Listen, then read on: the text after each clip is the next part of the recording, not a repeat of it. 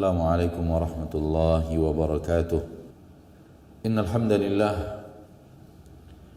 نحمده ونستعينه ونستغفره ونعوذ بالله من شرور أنفسنا ومن سيئات أعمالنا.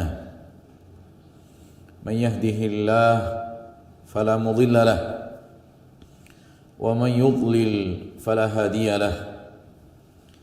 أشهد أن لا إله إلا الله وحده لا شريك له وأشهد أن محمدا عبده ورسوله صلى الله عليه وعلى آله وأصحابه ومن تبعهم بإحسان إلى يوم الدين وسلم تسليما كثيرا.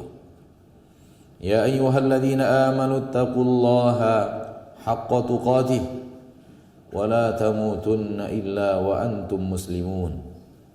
أما بعد, Ma'asyiral muslimin, hadirin sidang Jumat rahimani wa rahimakumullah. Pertama-tama sekali khatib mengajak diri sendiri dan semua kita yang hadir untuk bersyukur kepada Allah tabaraka wa taala atas segala limpahan rahmat dan nikmat, atas segala curahan kasih sayang Allah tabaraka wa taala yang luar biasa banyak Allah berikan kepada kita setiap hari. Ketahuilah saudaraku bahwa rahmat dan nikmat Allah curahkan kepada dirimu setiap harinya adalah rahmat dan nikmat yang tiada tara dan tiada terhingga. Sehingga Allah pastikan manakala ada orang yang akan mencoba untuk menghitung nikmat-nikmat yang Allah berikan itu, pasti hal itu tidak akan pernah terhitung. Menunjukkan bahwa saking banyaknya nikmat yang Allah berikan kepada kita. Oleh karena itu mari kita bersyukur kepada Allah tabaraka wa taala atas nikmat-nikmat tersebut. Dan kalau kita pandai bersyukur, Allah berjanji untuk menambahkan nikmat-nikmat itu.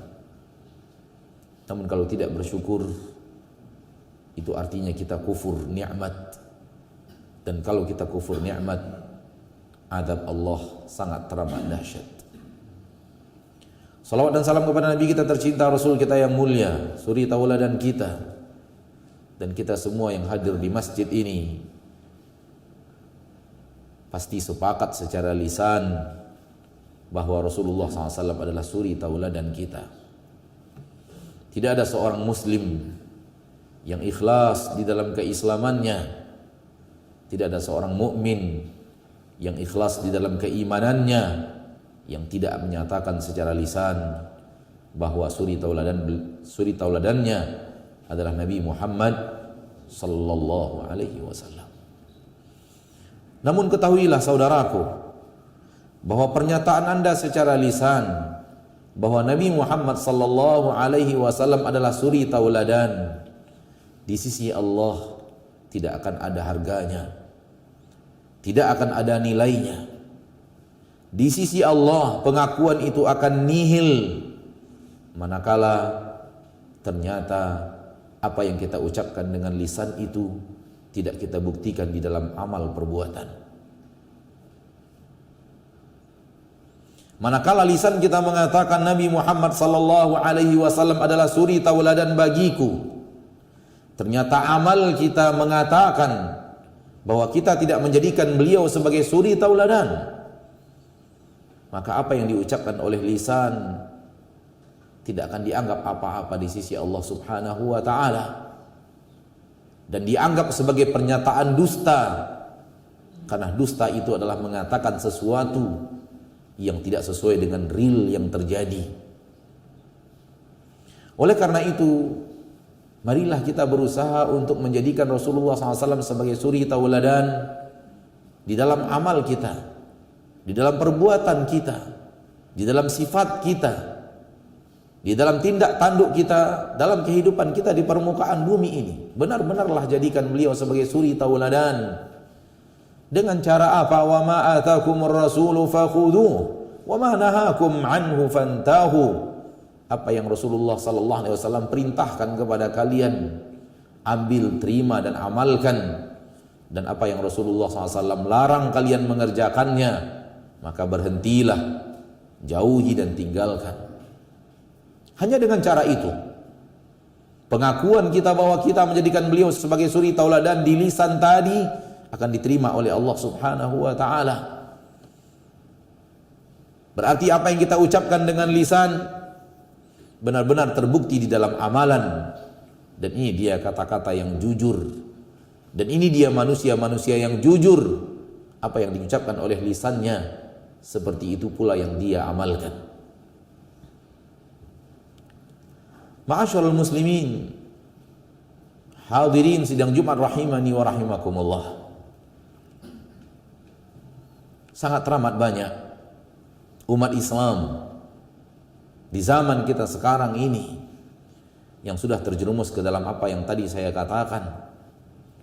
Menyatakan secara lisan bahwa Nabi Muhammad SAW adalah sebagai suri tauladan. Menyatakan secara lisan bahwa tuntunannya adalah tuntunan dirinya adalah Rasulullah sallallahu alaihi wasallam. Menyatakan bahwa Rasulullah SAW pembimbing dalam hidupnya, pedoman yang dia pedomani, akan tetapi itu hanya tinggal di lisannya saja. Apa yang dia kerjakan harian, apa yang dia lakukan setiap hari justru bertabrakan dengan apa yang dia katakan dengan lisannya. Apa yang dilarang oleh Rasulullah SAW untuk dikerjakan, justru itu yang menjadi sebuah kegiatan hariannya. Justru itu yang menjadi sebuah kesukaannya. Justru itu yang kemudian menjadi sesuatu yang dia jadikan style hidupnya. Dan apa yang Rasulullah SAW perintahkan, maka dia pilih-pilih. Kalau itu wajib, dia kerjakan, namun dia kerjakan dengan hati yang lalai. Dia kerjakan dengan asal mengerjakan. Dia kerjakan hanya karena dasar wajib. Kalaulah bukan karena wajib, dia tidak akan berada di sana. Dia kerjakan pun penuh dengan kekurangan demi kekurangan dalam melaksanakan amal wajib itu. Adapun amal sunnat, maka dirinya dan orang-orang yang menyempurnakan amal sunnatnya sangatlah teramat jauh. Potret yang saya katakan ini bukanlah potret satu atau dua orang hidup di permukaan bumi di negeri yang kita cintai ini. Ini potret hidup banyak manusia yang setiap hari melakukan maksiat dan maksiat dan maksiat. Mulai dari meninggalkan salat, tidak berpuasa di bulan Ramadan, mulai daripada berdusta setiap hari, mencurangi timbangan setiap hari, melihat hal yang tidak dibolehkan Allah untuk dilihat, melihat hal yang dilarang Nabi SAW untuk dilihat, membicarakan perkara-perkara dengan lisan yang dilarang oleh Nabi untuk dibicarakan, lalai dari ilmu agama, justru menganggap agama ini adalah sesuatu yang membebani hidupnya, dan dia merasa tidak bisa maju kecuali dengan cara melanggar aturan-aturan agama itu. Sehingga lisanul halnya mengatakan agama ini membuat saya tidak bisa menjadi orang-orang yang modern, membuat saya tidak bisa menjadi orang-orang yang maju di dalam usaha dan berkarya. Potret ini sungguh teramat banyak dalam kehidupan kita sekarang ini. Na'udzubillah, thumma na'udzubillah, thumma na'udzubillahi min dzalik. Kalau sekiranya kita adalah salah satu di antaranya. Apa gerangan yang akan terjadi? Manakala dengan kondisi seperti ini Allah pun mewafatkan kita. Dengan kondisi lalai beragama, nyawa kita diambil oleh Allah Subhanahu wa taala. Apatah lagi di zaman kita sekarang ini, akhir zaman, yang akan sangat teramat sering terjadi, orang mati mendadak. Dan bisa saja secara takdir kita salah seorang di antara yang akan mati mendadak itu. Sementara kita belum melakukan pembenahan diri, perbaikan. Kita tahu hari demi hari kita melanggar, dan ada niat di dalam hati untuk melakukan perbaikan, Namun syaitan berhasil menghalangi kita dan perbaikan itu dengan mengajak kita untuk menunda-nunda. Nanti saya akan berbenah. Nanti. Dan yang diinginkan oleh syaitan dan bala tentaranya, sebelum saatnya kita berbenah, kematian lebih dahulu menjemput kita. Itulah yang dikatakan dengan su'ul khatimah. Buruk penghabisannya, buruk akhir daripada hayatnya. Dan su'ul khatimah merupakan indikasi dari indikasi yang akan membawa manusia kepada murka Allah, membawa manusia kepada azab Allah, membawa manusia kepada neraka Allah. Na'udzubillah, thumma na'udzubillahi min dzalik. Maka seriuslah dalam berbenah wahai muslim. Seriuslah untuk berbenah wahai saudaraku muslim. Dan jangan tunda sebelum waktunya akhirnya sudah tak ada tenggorokan, nyawa sudah sampai di tenggorokan, dan ketika itu baru Anda berkata seperti yang Allah katakan di dalam Al-Quran, hatta idza hadara ahadakumul maut qala inni tubtul an. Ketika datang kematian, baru dia akan berkata, sekarang wahai Rabbku, aku ingin bertaubat. Maka Allah tidak akan terima lagi. Allah tidak akan terima taubat kita manakala detik-detik kematian itu sudah tiba.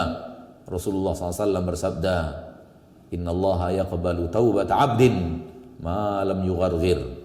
Allah akan pasti menerima taubat seorang hamba kalau nyawa belum sampai di tenggorokan. Fa'tabiru ya ulil absar la'allakum turhamun. Alhamdulillahi ala ihsanih wa syukru lahu ala taufiqihi wa amtinanih. Ashhadu an la ilaha illallah wahdahu la syarika lah wa ashhadu anna Muhammadan abduhu wa rasuluhu ad-da'i ila ridwanih. Allahumma salli wa sallim wa barik wa an'im ala abdika wa rasulika Muhammad wa ala alihi wa ashabihi wa man tabi'ahum bi ihsanin ila yaumiddin wa sallama tasliman katsira. Ma'asyiral muslimin, Allah tabaraka wa taala berfirman di dalam Al-Qur'an, di dalam salah satu ayat di dalam Al-Qur'an, wa tubu ilallahi jami'an ayyuhal mu'minuna la'allakum tuflihun.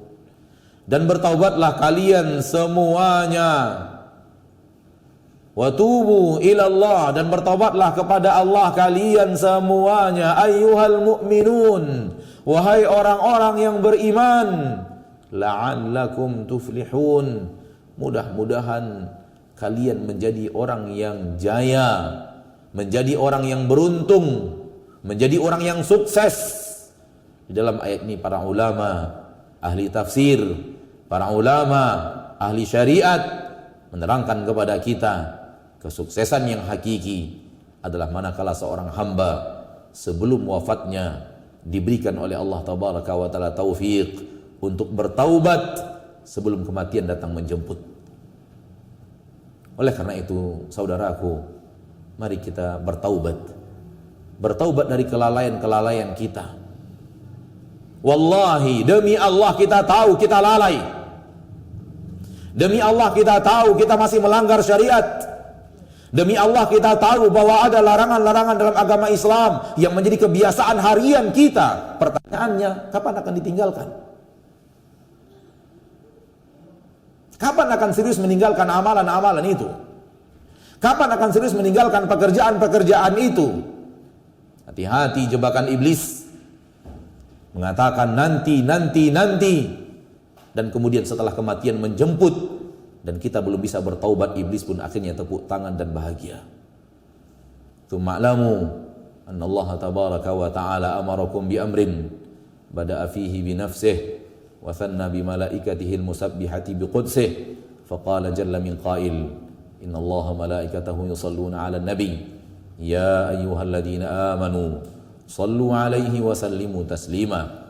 Qala sallallahu alaihi wasallam من صلى علي صلاة صلى الله عليه بها عشرا اللهم صل وسلم وبارك وأنعم على عبدك ورسولك محمد وعلى آله وأصحابه ومن تبعهم بإحسان إلى يوم الدين اللهم اغفر للمسلمين والمسلمات والمؤمنين والمؤمنات الأحياء منهم والأموات إنك سميع قريب مجيب الدعوات يا قاضي الحاجات ربنا ظلمنا أنفسنا وإن لم تغفر لنا وترحمنا لنكونن من الخاسرين ربنا لا تزغ قلوبنا بعد إذ هديتنا وهب لنا من لدنك رحمة إنك أنت الوهاب ربنا اغفر لنا ولوالدينا وارحمهما كما ربيانا صغارا ربنا هب لنا من أزواجنا وذرياتنا قرة أعين واجعلنا للمتقين إماما اللهم أصلح لنا ولاة أمورنا اللهم أصلح لنا ولاة أمورنا اللهم أصلح لنا ولاة أمورنا اللهم لا تسلط علينا بذنوبنا من لا يخافك ولا يخشاك ولا يرحمنا ربنا آتنا في الدنيا حسنة وفي الآخرة حسنة وقنا عذاب النار وصلى الله وسلم وبارك وأنعم على عبده ورسوله محمد سبحان ربك رب العزة عما يصفون وسلام على المرسلين والحمد لله رب العالمين